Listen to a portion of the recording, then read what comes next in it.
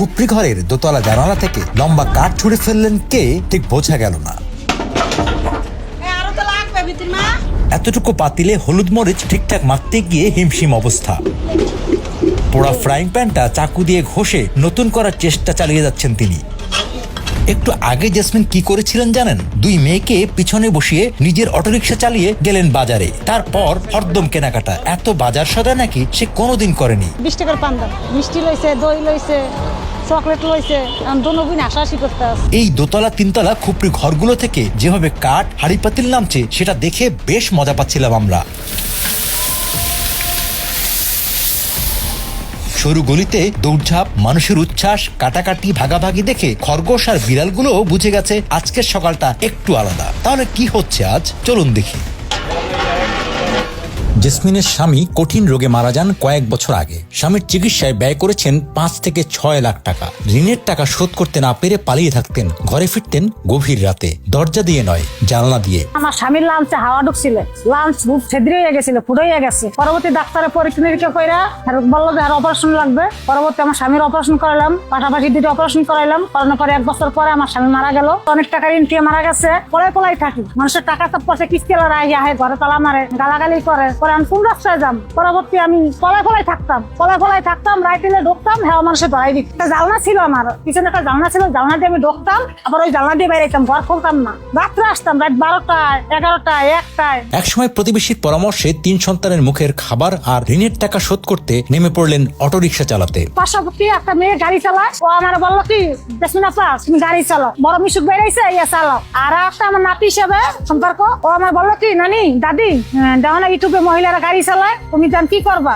আত্মহত্যা করে কি হইব? নিজে চলে যাবে, তোমার 3টা কে থাকবে? তুমি এই কাজ না কইরা তুমি গাড়ি চালান শিখে তুমি গাড়ি চালাও। আধা বেলা বাইরে এলে 500 টাকা পাইলে 200 টাকা জমা দিবা, 300 টাকা 200 টাকা দেনা লাগে, তুমি 100 টাকা তোমার পোলাপান লেগে খাইবা। এরকম আমার রাস্তা দেখাইলো। ঋণ শোধ করতে যেয়ে ভালো মন্দ কখনো খাওয়াতে পারেন না সন্তানদের, মাছ মাংস মুখে তুলে দিতে পারেননি কখনো।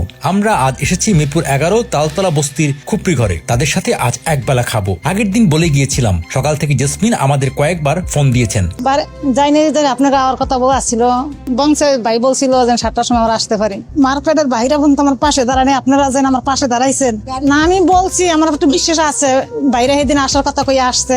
আবার কালকে রাত 12:30টায় ফোন দিছে, 12টা বাজে ফোন দিছে। আমার মোবাইলটা একটা নষ্ট হয়ে গেছে, আমি আরেকজন একটা মোবাইলে সিম ভরছি বইরা, আবার বাইরে একটা ফোন দিছে, ভাই তো আপনি তো কাজে গেলাম না, আমি তো ভাড়া গাড়ি চালাই, আপনারা কি আসবেন না?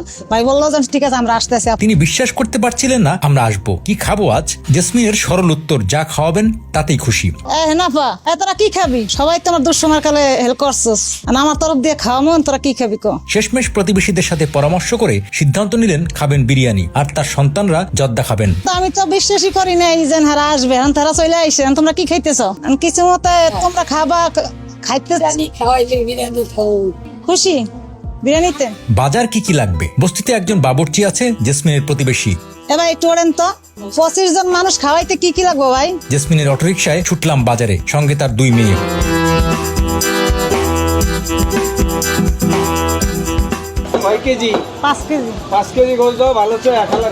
গরু তখন কেবল জবাই করে এনেছে, তাজা মাংস কিনেছেন। বিরিয়ানির মাংস বলায় কষাইয়ের একটু আলাদা সাইজে কেটে দিচ্ছিল।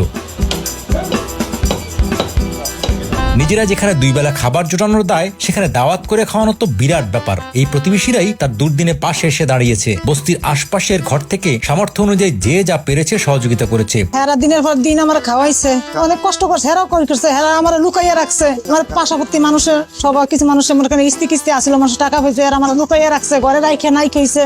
আজকে আমি অনেক আনন্দে আছি, অনেক খুশি আছি। এত ভালোবাসে মনে করেন আজকে অনেক বছর ধরে এই জায়গায় থাকি। বউকালে আসছি, 3টা বাচ্চা, একটা বাচ্চা বিয়েও দিলাম ভিতরে থাইকা, আবার স্বামী নাই এখন, এই লেগে সবাই আমরা ভালোবাস। আমাদের এলাকার মানুষ আমরা ভালোবাসবো না? কথা হইলো আমাদের এক এলাকার মানুষ, স্বামীরা কিছুদিন আগে মারা গেল, নিজে অসহায় মানুষ, অটো চালায়। আমরা তো এক এলাকার, আমরা তো পালানের কিছু নাই। যাক, সেসব প্রসঙ্গে পরে আসি। একটা করে আলু বাছতে শুরু করলো জেসমিন। আলু কেনা শেষে পেঁয়াজ, রসুন, মশলা, তেল কেনা হলো। সালাদও তো দরকার, তো কেনা হলো শসা, টমেটো। 2 মেয়ে আবার খাবে সফট ড্রিঙ্কস।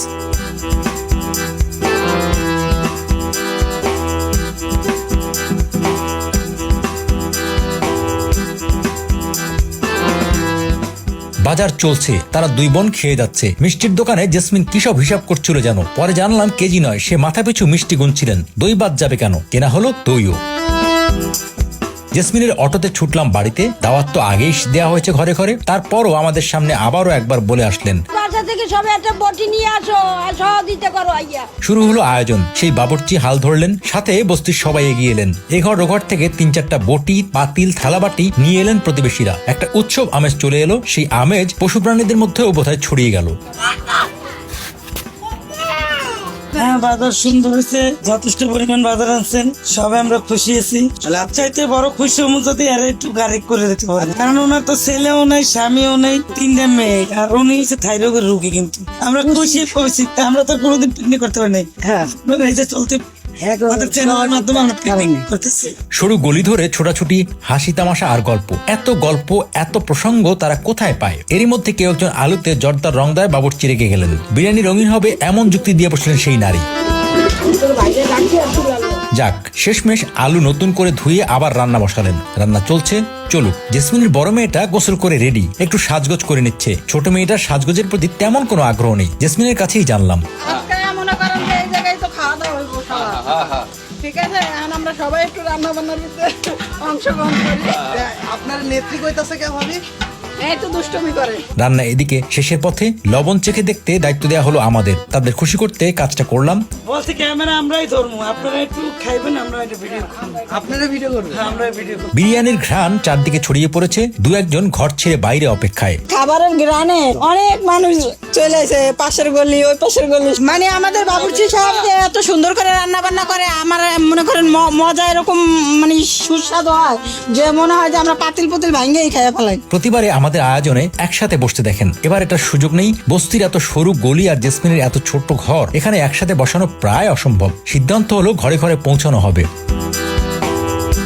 আমরা এ ঘর ও ঘরে ঘুরে দেখছি। শিশু থেকে বৃদ্ধ সবার মধ্যেই আজ উৎসবের আমেজ। কেউ বড় হার নিয়ে বসে আছে, কেউ জর্দা আরেকটু চাইছে।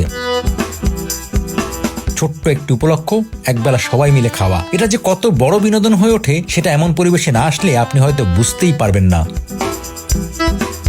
কাল থেকে আবার জেসমিনের অটোরিকশা চলবে, সবকিছু স্বাভাবিক নিয়মে চলবে। কিন্তু এই গল্পটি জেসমিন, তার 2 মেয়ে আর প্রতিবেশীদের মনে থাকবে দীর্ঘ বছর। ছেড়ে যেতে হচ্ছে আজ। জেসমিন ও তার মেয়েদের কাছে বিদায় নিতে গেলাম। আমেরিকা থেকে সামি এইচ আউয়ালের জন্য কৃতজ্ঞতা প্রকাশ কিভাবে করবে জানে না জেসমিন। তারপরও তার ভাষায় কিছু বোঝানোর চেষ্টা করলো। মেয়ে আপু আমেরিকা থেকে পাঠাইলো, একটা রিজিক কজনের ভাগ্য আছে। হ্যাঁ, আমাকে সবাই খাওয়াইলো। দেখো আমার আল্লাহ তাআলা দিদি লিখতেছেন, আমেরিকার খাওয়া না আজকে আমার নসিব আল্লাহ লেখছে, এটা তোমার ভাগ্য। হ্যাঁ, কি তো হ্যাঁ, ভালোবাসা শুভেচ্ছা ছাড়া আর কিছু নেই আমার কাছে। গরিবের দোয়া চাই তো, গরিবের দোয়া ছাড়া আর গাইটু রক্ত ছাড়া কিছু নেই। জেসমিনের কোনো স্বপ্ন নেই। রোজগার বাড়াতে ভাড়া করা অটোরিকশার বদলে নিজের একটা অটোরিকশা হলেই নাকি তিনি খুশি। আমরা জানি না জেসমিনের সে ইচ্ছা পূরণ হবে কিনা। তারপরও শুভকামনা জেসমিনদের জন্য।